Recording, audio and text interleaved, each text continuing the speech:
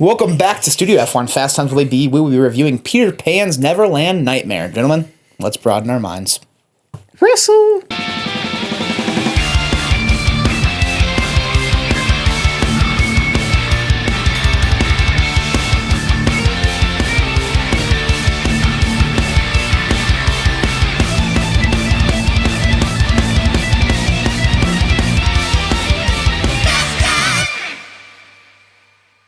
Welcome back to Fast Times with Willy B. I'm Willy B. I've got Kory with me.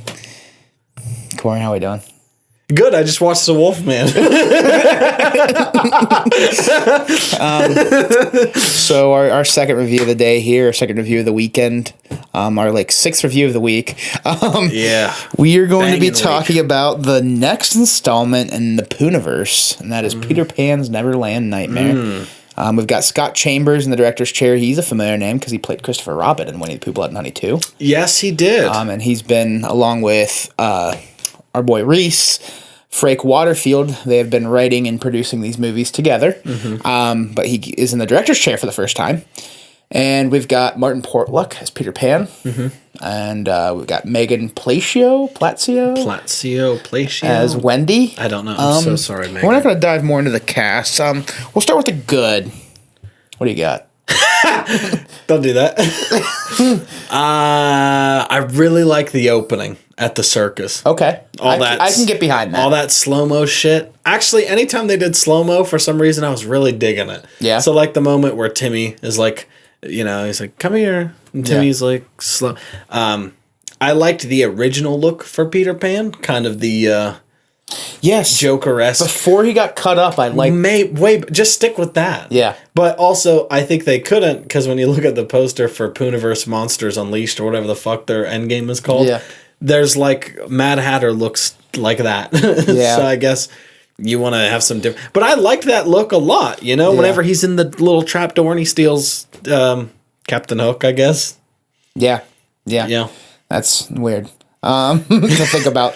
The opening's definitely the best part of the movie. Yeah, for sure. The opening had me being like, damn, is this actually good? The opening had me feeling like the production was the production was very good on that opening. They even had a bunch of extras, and it looked legit. They had pop-up stands and people in makeup and shit. I was like, damn, you guys get a budget this time? I kind of like the school bus scene too.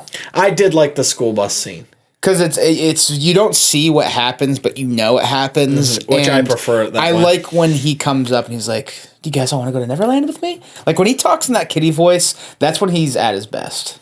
Yeah. Not when he tries to be Heath Ledger's Joker. Whenever he's like, yeah, you said it, man.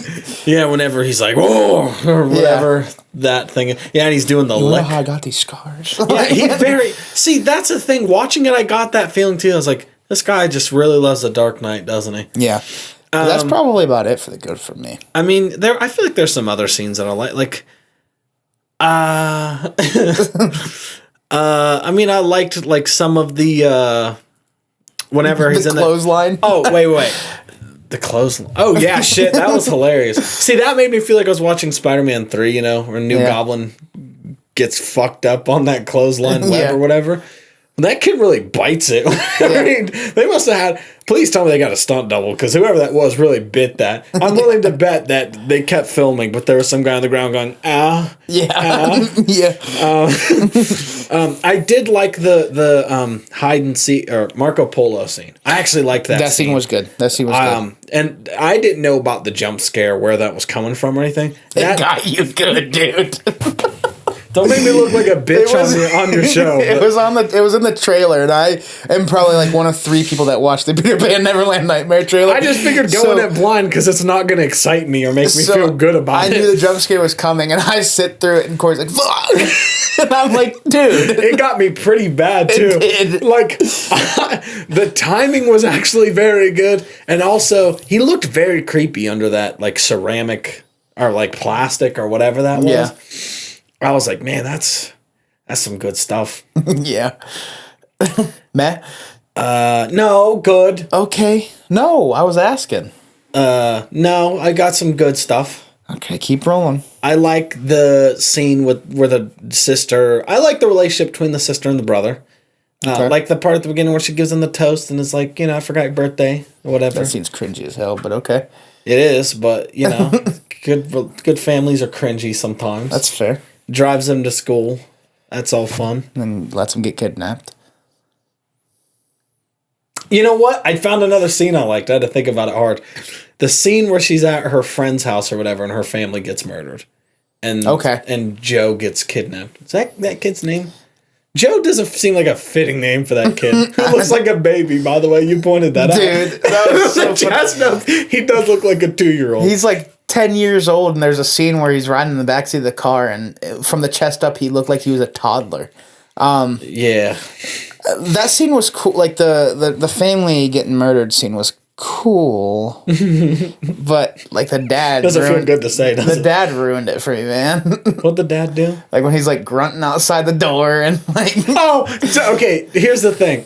Here's another good. I laughed a lot during this movie. That's fair. But I was laughing during that scene because, honestly, out of context, if I just walked it looked like it was in a parody movie because there's, like, probably an actual, like, 45 seconds of her going...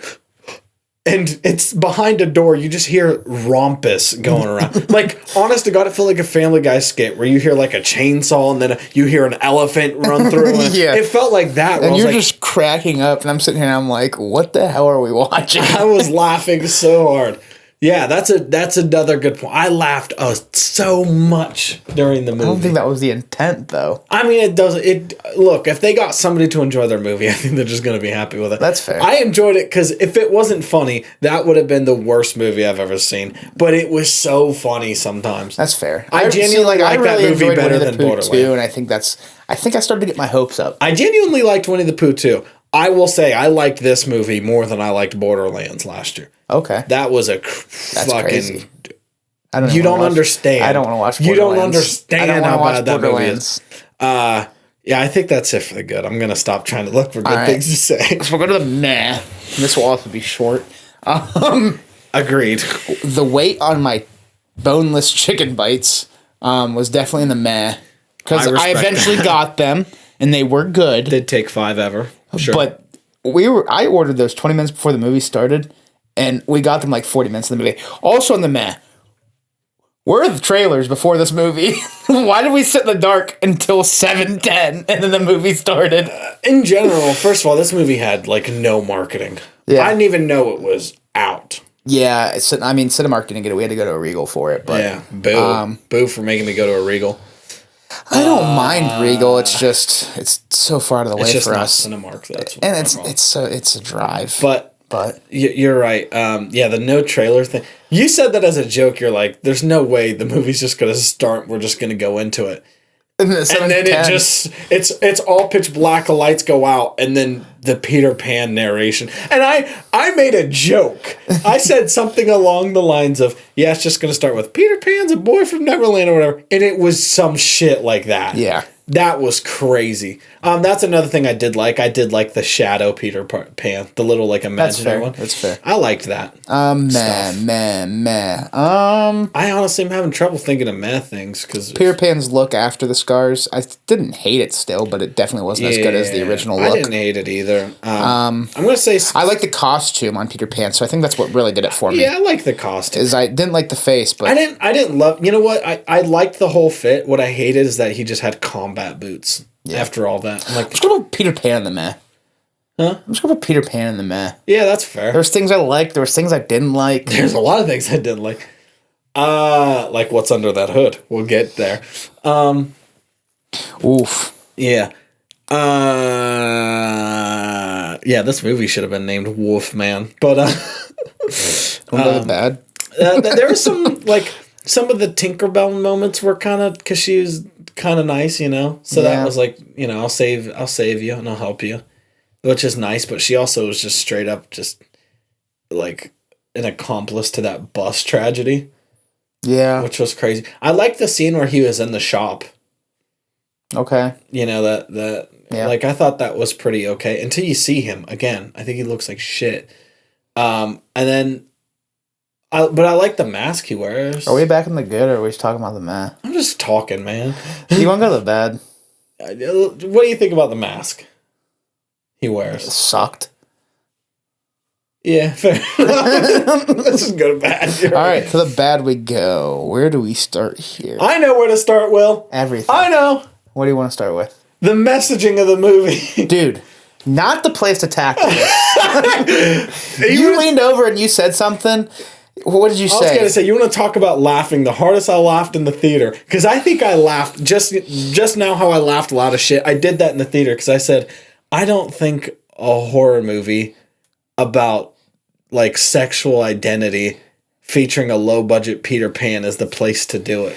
Yeah, that's exactly, you said, I don't think tackling gender and social identity in a low budget Peter Pan movie is the right low budget Peter Pan horror movie. Yeah, is the right way to go. And I looked at you and I went, you think? And then you just started laughing. You didn't even say you think. I think I went, uh-huh. You looked like your eyes were like bleeding looking at the screen, and you looked at me and you went, yeah. Yeah, dude. It was the eyes that did it for me. Like, yeah.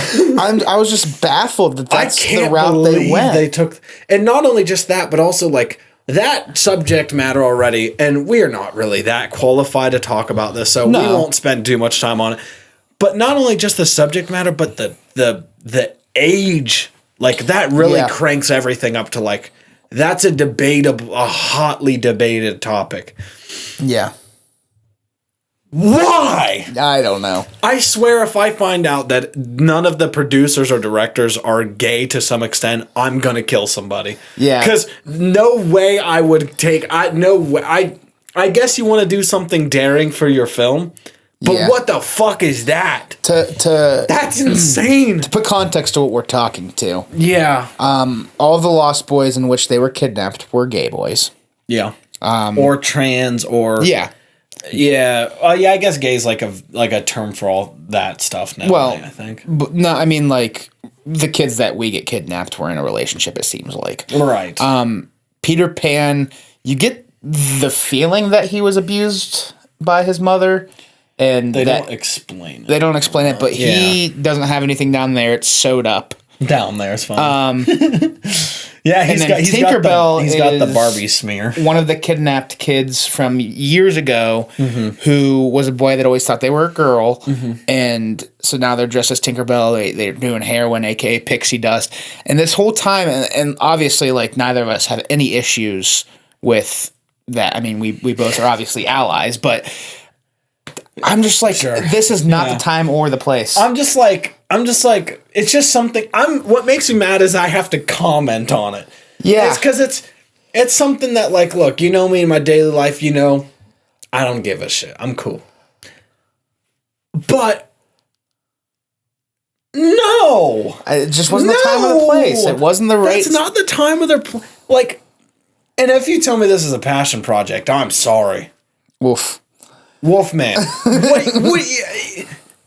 It is a baffling decision to make. Very baffling. Like, and then also like Captain Hook, they don't explain that. Was he just not a gay kid and that's why he got locked in the basement and he didn't get to be put in a coffin, I guess, to die?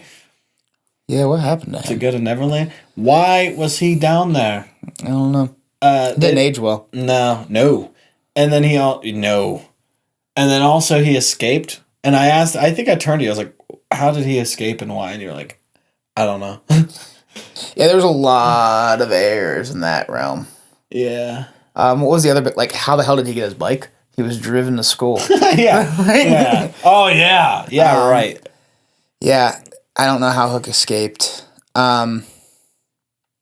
Which in this he's just called Hook, I guess. This whole movie, man, was bad. Just weird. I don't even know how to dive into it. Like, I don't know either, because I don't want to say things that's going to make anyone feel bad. Yeah. Or whatever, make it feel like, hey, why are you commenting on this? You have no horses in this race. Which is true. But, like, all right, the subject matter has therefore been placed in front of us. In the manner of which it's told, there's not even, like, a theme to it. No. Of, like... You know, because, you know, he's like, oh, this world's too awful, and because we're gay, we get treated terribly and whatever, so we'll die. There's no lesson to it that's like, be who you are and fuck them or whatever. Those kids already know that lesson. Yeah. And then Neverland's just death. I'm guessing. You know what, man? The first thing that I thought about when watching the movie, I'm like, who signed off to let their kids be in this? Yeah. Because that's weird. Because it's like... After Winnie the Pooh 1 and 2... How do you explain that This is just like a different take.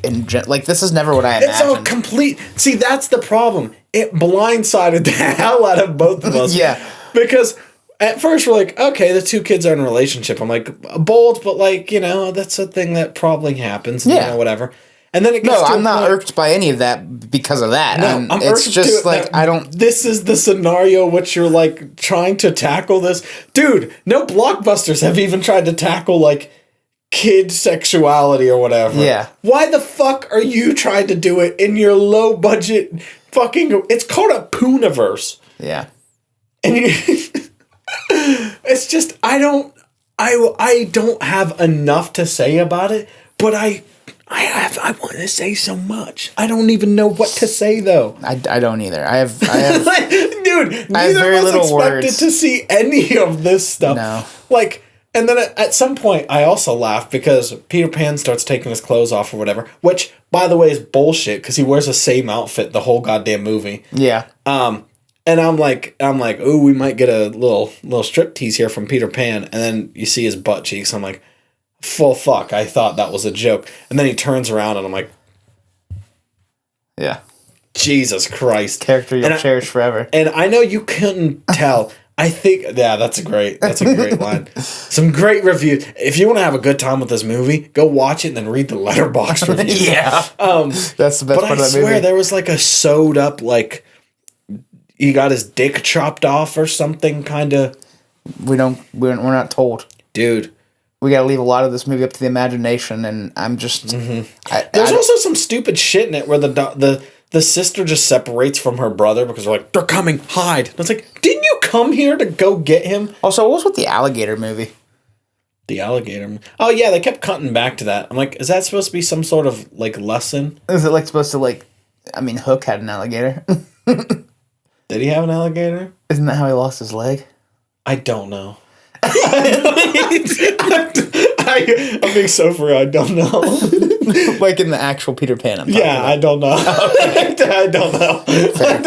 I don't. Either or, I don't know. That's fair. I don't know. I think it was.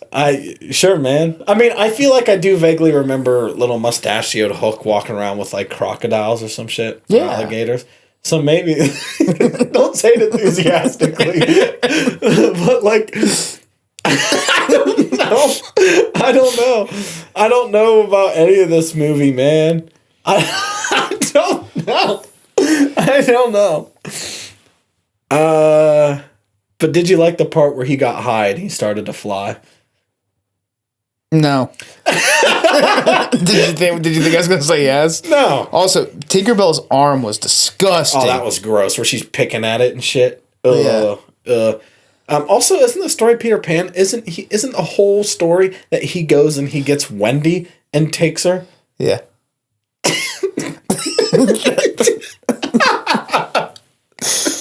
So they changed it to not only does he not take Wendy. Takes Wendy's little brother because he's gay. Also, how much... I hate this word.